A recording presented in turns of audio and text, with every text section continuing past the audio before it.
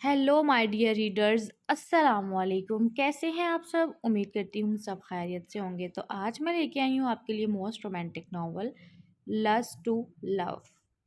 बहुत ही अमेजिंग, बहुत ही रोमांटिक नावल, माफिया बेस्ड, मतलब बहुत ही इंटरेस्टिंग नावल, फोर्स्ड मैरिज ये कह लें कि तबाही नावल।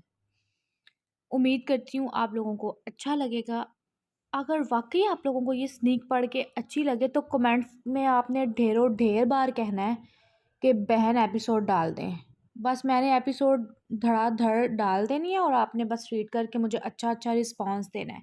आपका बस इतना ही काम है कि आपने मुझे रिस्पांस देना है, अच्छा लाइक करना है, कमेंट्स करने हैं, शेयर करना है वीडियो को, चैनल को शेयर करना है, सब्सक्राइब करवाना है चैनल को।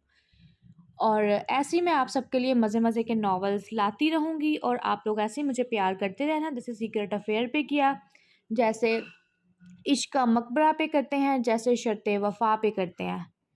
तो चलते हैं अपनी स्नेक की तरफ। यहाँ तक कि उसकी सांस तक अटक गई, जबकि सरदार का हाल तो ऐसा था जो आज बिन पिए ही बहक रहा था। ऐसा लग रहा था जैसे प्यासे को प्यास बुझाने का तरीका मिल गया हो, ज़रिया मिल गया हो, सॉरी। आज तक उसने बहुत सी लड़कियों से ताल्लुकात बनाए थे, मगर ऐसी बात किसी में नहीं थी।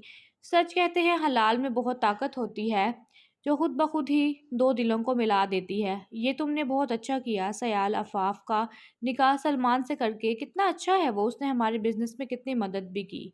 रोबीना, अफाफ की सुतीली माँ, ने सयाल अफाफ के बाप से कहा, जो उसके बात पर इस बात में सर हिलाकर रह गया। अब हमारे पास इतने पैसे हैं कि हम कोई कारोबार शुरू कर सके, वरना तो कब से हमें नुकसान हो रहा था। सियाल ने भी उसकी पसे पुष्ट चाल से अनजान कहा। वो ये तक ना समझ सका कि रुबीना अपनी बेटी फरियाल से भी तो सलमान का निकाह कर सकती थी, फिर अफाफ से ही क्यों?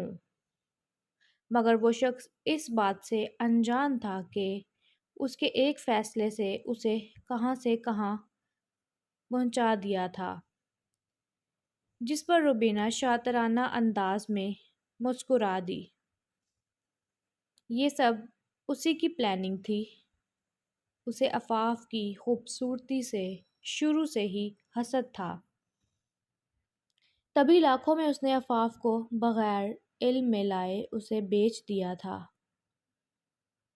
अपनी बेटी फरियाल को वो एक अच्छी ज़िंदगी देना चाहती थी।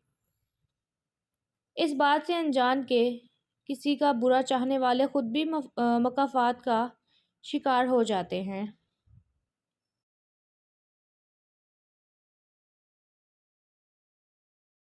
जब अफाफ का दम घुटने लगा तो उसने सरदार के सीने पर मुक्के बरसाए। सरदार का इरादा तो नहीं था, मगर अफाफ के बार बार पीछे करने पर उसे अफाफ को छोड़ना पड़ा, जिस पर वो गहरे सांस भरने लगी। उसकी आंखों से भरी उसकी आंसुओं से भरी आंखें देख वो उसे एक आंख विंक करके रह गया।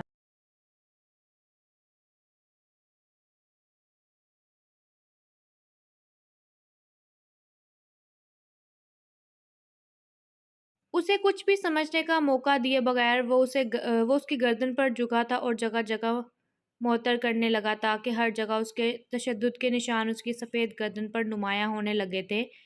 और कुछ ही देर में वो दर्द की सकत बर्दाश्त ना करते दुनिया जहाँ से गाफिल हुई थी। सरदार ने उसके जिस्म में हरकत ना होते देख ऊपर उठकर उसे देखा, तो उसे बेहोश देख उसकी त्योरी चढ़ी थी।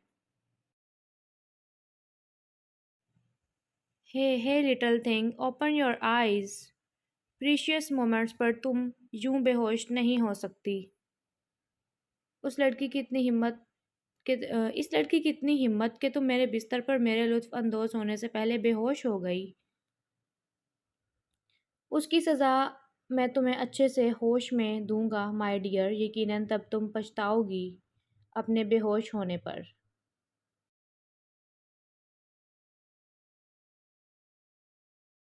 हाँ जी रीडर्स, तो बताएं सीक्रेट अफेयर के बाद कौन कौन ये वाला नावल पढ़ना चाहता है। और जो लोग कह रहे हैं कि सीज़न 2 लिखें सीक्रेट अफेयर का, जल्दी हम सीज़न 2 लिखेंगे जो बहुत ही रोमांटिक होगा। لیکن اس سے پہلے ہم اس ناول کو کمپلیٹ کریں گے. اس کی ڈیلی ایپیسوڈ آیا کرے گی. بہت ہی مزیدار رومانٹک ناول ہے. ڈیپینڈ کرتا ہے آپ سب کے رسپانس پہ. جو یہ ناول ریڈ کرنا چاہتا ہے کومنٹ میں یس لکھے تاکہ میں شام تک اس کی ویڈیو لانگ ایپیسوڈ اپلوڈ کر دوں آپ سب کے لیے.